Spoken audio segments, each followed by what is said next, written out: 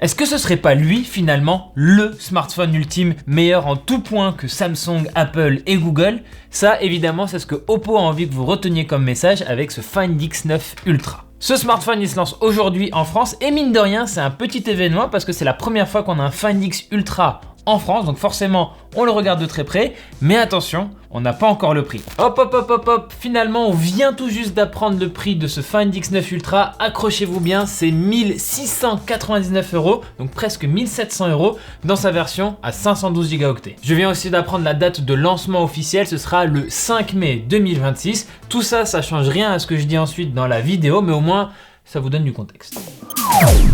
Et on va pas tourner autour du pot, on va tout de suite parler photo parce qu'il n'y a aucun doute sur le fait que le Find X9 Ultra, il veut se classer tout en haut des meilleurs smartphones en photo. Regardez ce bloc à l'arrière, dedans on a un capteur principal de 200 mégapixels et pas n'importe lequel, le plus grand capteur 200 mégapixels jamais intégré dans un smartphone, je cite la marque. Et à ça vous ajoutez un autre capteur de 200 mégapixels lui aussi, mais cette fois-ci pour le téléobjectif x3. Et là aussi Oppo ils envoient encore du lourd parce qu'ils disent aussi que c'est le plus grand capteur pour un zoom optique jamais vu sur un smartphone. Et c'est pas fini parce qu'on a encore deux autres capteurs à chaque fois de 50 mégapixels, un pour l'ultra grand angle et l'autre pour un téléobjectif x10. Bref, il est bien armé. Évidemment, on a pris des photos avec ce smartphone, regardez ce que ça donne en image. Et quel que soit le mode de prise de vue, vous voyez, on a à chaque fois des photos bien détaillées avec de belles couleurs, une belle gestion de la dynamique en général aussi avec des zones sombres qui sont globalement bien débouchées. Bref, évidemment que ce smartphone, il est excellent en photo et il maintient une très bonne qualité, quelles que soient ou presque les conditions de prise de vue. Mais pour un smartphone très haut de gamme comme ce Find X9 Ultra, finalement en photo, ce qui est le plus intéressant, c'est de le comparer à la concurrence. Ici, on a choisi un concurrent de taille qu'on adore pour ses photos,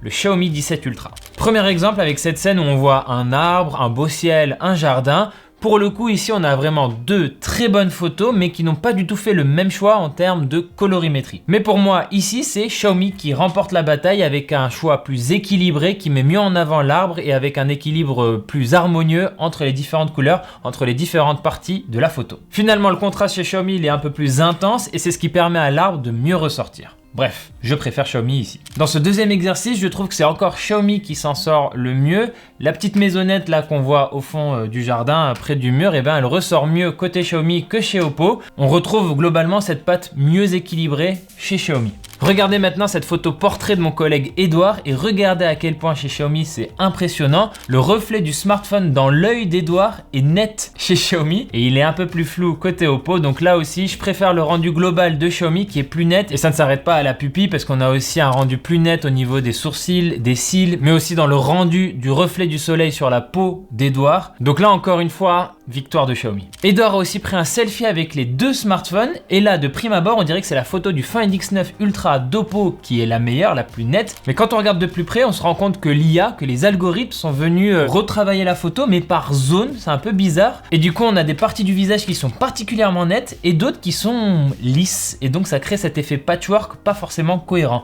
Chez Xiaomi, c'est plus flou, il n'y a pas de doute là-dessus, mais au moins c'est cohérent sur l'ensemble du visage. Je dirais pas forcément victoire pour Xiaomi là, mais au moins le rendu est plus uniforme.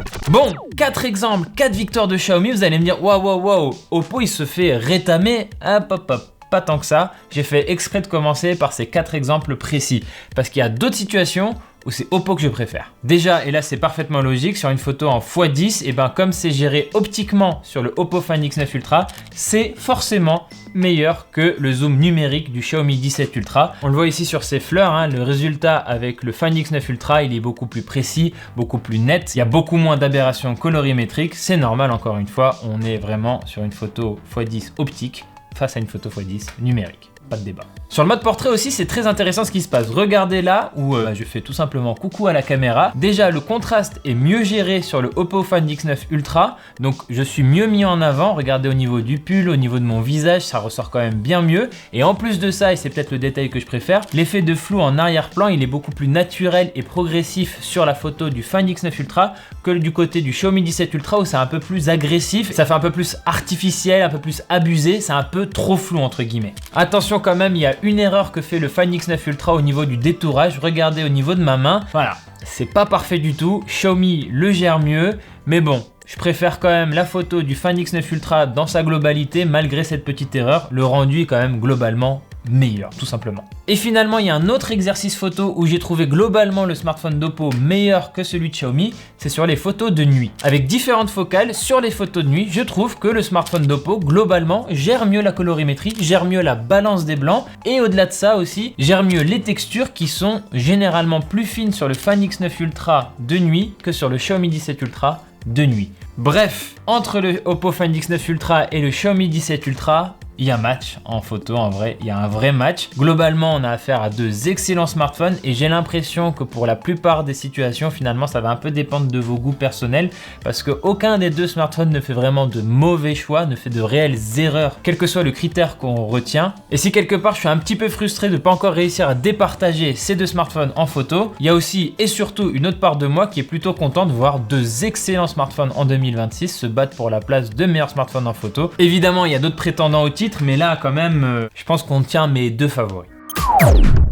Donc voilà, ça c'était pour le volet photo qui me paraissait être le plus important pour ce smartphone, mais évidemment, il n'y a pas que ça. Et là, on a un design mastoc, hein. Vous le voyez dans ma main, ici on a un smartphone qui est vraiment imposant, il est épais, même si on ne prend pas en compte le module photo. Et si vous prenez en compte le bloc photo, bah clairement, c'est une brique. Et on a un poids conséquent quand même, 235 ou 236 grammes selon le coloris choisi. Mais attention, hein, je vous dis pas ça en mode c'est un défaut de ce Fan X9 Ultra, déjà parce que sur les smartphones très haut de gamme, on en a plein des smartphones épais, lourd, etc.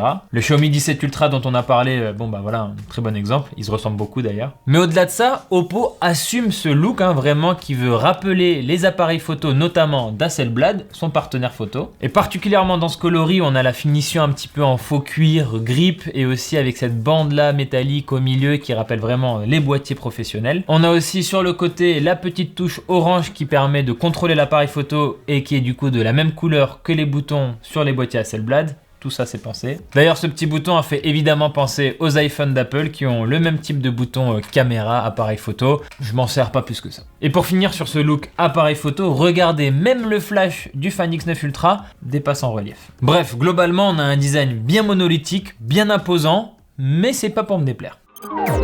Mais d'ailleurs, vous savez en partie pourquoi il est aussi gros ce smartphone? Bah tout simplement parce qu'il faut quand même un peu de place pour mettre une batterie de 7050 mAh. C'est une batterie externe, voilà. Et cette batterie, elle a deux grands atouts. Le premier, c'est sa charge rapide compatible jusqu'à 100 watts. Pas mal du tout. Mais le deuxième avantage, et c'est le plus important, c'est que nos premières mesures, nos premiers tests montrent une excellente autonomie sur ce smartphone, parmi les meilleurs du marché, si ce n'est la meilleure du marché. Franchement, c'est impressionnant. Donc on a en partie une grosse batterie, mais aussi une bonne gestion, une bonne optimisation logicielle. Donc voilà, je dirais finalement que c'est ça les deux grandes qualités de cette Oppo Find X9 Ultra, c'est la photo et la batterie. J'ai rapidement évoqué la partie logicielle. Ici, on a une interface ColorOS, c'est l'interface maison d'Oppo. Et ce qui est bien avec cette interface, c'est que même si vous la détestez, vous n'aimez pas son look, et ben c'est pas grave parce qu'il y a tellement de personnalisation que vous pouvez changer complètement le design, le look, le feeling de cette interface. Et ça, j'aime beaucoup toujours quand une marque propose beaucoup de personnalisation. Et on a aussi un bouton là sur le côté qui permet de faire appel à un assistant IA local. Vous pouvez notamment enregistrer vos mémos comme ça à l'oral et lui il viendra vous les rappeler, vous les résumer quand il faudra. J'ai pas encore pu tester ça en détail, on vous en dira plus dans un test complet. Et petit point important sur le suivi logiciel, Oppo promet 5 ans de mise à jour majeure d'Android et 6 ans de patch de sécurité. C'est pas ce qui se fait de mieux dans le marché, mais c'est quand même très bon. Et enfin évidemment sur un smartphone très haut de gamme en 2026, on a un Snapdragon 8 Elite Gen 5 qui dépote, hein, qui envoie la blinde de puissance évidemment, et qui en plus, et ça c'est un bon point, gère plutôt bien la chauffe. Ça va pas vous brûler les mains et c'est toujours bon à prendre. Bref, voilà un peu pour le tour d'horizon de cette Oppo Find X9 Ultra, et encore je vous ai pas parlé du mode 144 Hz de son écran, de sa certification IP68, IP69 qui du coup le rend bien résistant à l'immersion dans l'eau et aux projections d'eau. Et j'aurais aussi pu mentionner qu'il est compatible Wi-Fi 7. Mais bon, le message en tout cas côté Oppo il est clair, ça, ce Find X9 Ultra, c'est la crème de ce qu'il sait faire. C'est vraiment le meilleur smartphone qu'il peut faire en 2026. le message est passé. D'ailleurs, plus globalement, cet Oppo il me permet d'aborder un sujet intéressant, c'est le dynamisme des marques chinoises sur le marché des smartphones. C'est pas anodin d'ailleurs si je les comparais à ce Xiaomi, c'est que globalement, je trouve que les marques chinoises dernièrement, elles font preuve d'un plus grand dynamisme sur leurs innovations, sur leurs évolutions technologiques par rapport à des marques plus classiques auxquelles on est habitué en Occident. Je pense à Samsung, à Apple ou même à Google. Ici, avec des marques chinoises en photo notamment ou sur la batterie, on a des choses qui vraiment, chaque année, ça avance et ça avance très très vite. Donc franchement, c'est très intéressant à observer ce qui se passe du côté chinois pour le marché des smartphones parce que je pense que ça va pousser les Samsung, les Apple, les Google à se bouger un peu les fesses. Voilà, c'est tout pour cette vidéo. Merci de l'avoir regardé jusqu'au bout. N'hésitez pas à me dire dans les commentaires ce que vous pensez de cette Oppo Find X9 Ultra, des photos qu'on vous a montrées. N'hésitez pas non plus à vous abonner à la chaîne YouTube de Frandroid et à nous retrouver sur tous les réseaux sociaux, notamment sur Twitch, on est en live très souvent. Et moi je vous dis à très bientôt dans une prochaine vidéo sur Frandroid.